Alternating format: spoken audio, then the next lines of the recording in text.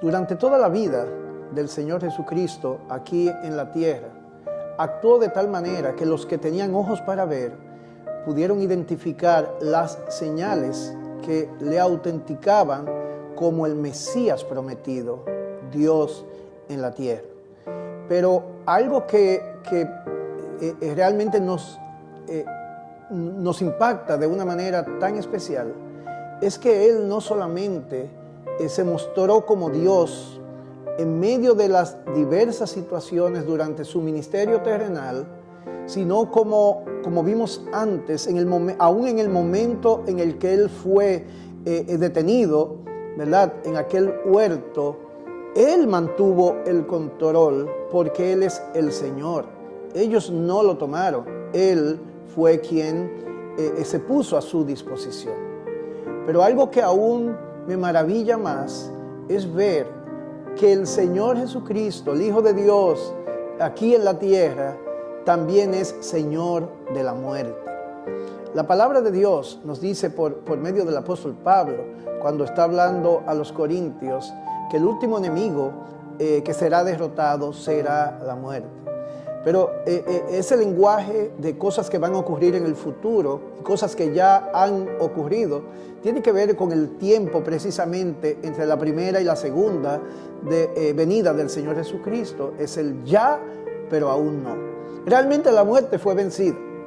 Y te invito a leer Juan capítulo 19, toda esta porción hasta el capítulo 20, versículo 10, si no me equivoco, donde está este tiempo donde ya Jesús acaba de expirar, entregó su alma, en tus manos encomiendo mi espíritu, y hay cosas que suceden. Y hay tres momentos que cautivan nuestra atención. Lo primero es que aún estando su cuerpo sin vida, Él sigue orquestando, Él sigue dirigiendo los acontecimientos. Y nosotros miramos allí que por lo menos hay dos profecías, muchísimas profecías, pero hay dos profecías que nos llaman la atención, que se cumplen, y tiene que ver con el hecho de que después que Él está allí, su cuerpo sin vida, repito, los soldados reparten cortan sus ropas, la dividen, pero resulta que hay una de estas piezas que por ser hecha de una sola, valga la redundancia, de una sola pieza sin costura, tienen que tirar los dados. Y todo esto fue predicho. El Señor Jesucristo, humanamente hablando, no podía incidir en que eso ocurriera, pero hay algo más.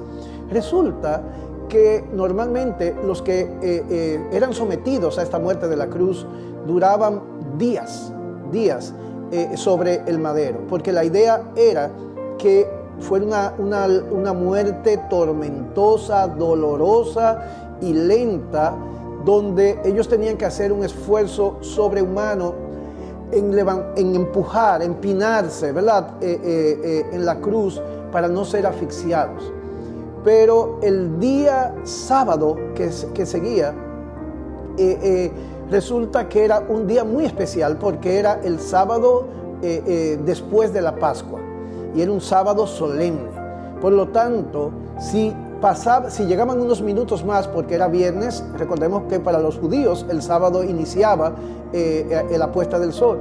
Si pasaban unos minutos o unas horas más, la tierra, según ellos, sería contaminada con la sangre de estos malhechores. Así que los romanos se proponen acabar con esto rápidamente. Y lo que hacen es que rompen las piernas de los dos que están al lado de Jesús para que ellos no puedan sostenerse y mueran rápidamente. Y cuando van donde Jesús ya estaba muerto. Y por lo tanto no quebraron sus piernas. Se cumple la profecía, no será quebrado ninguno de sus huesos. Sin embargo, hay uno de ellos que lo traspasa con una lanza, también cumpliendo la profecía del profeta. Pero esto no es todo, sino que aún habiendo apurado su muerte, Jesús no murió por ellos. Él entregó su vida, y aún en esto es manifiesto y vemos su señoría. Pero en segundo lugar, ¿qué ocurre después?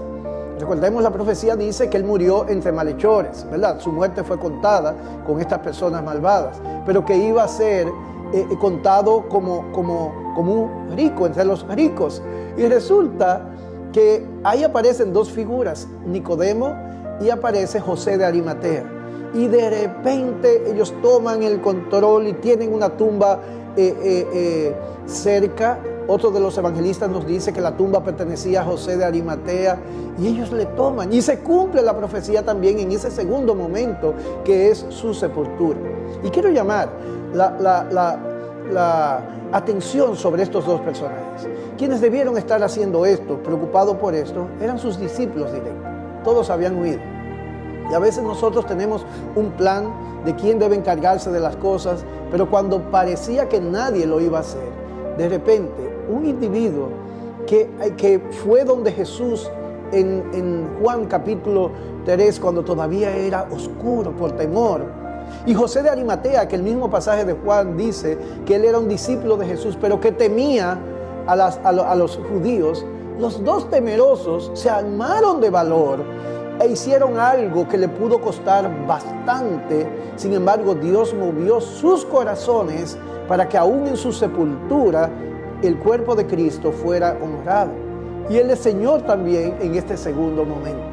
Y un tercer momento, ya ahí estamos en Juan capítulo 20, versículos del 1 al 10, cuando María Magdalena precisamente, y luego quizás vamos a hablar más de esta escena preciosa, está allí, se da cuenta, va y busca a Pedro, a Simón y a Juan. Ellos llegan.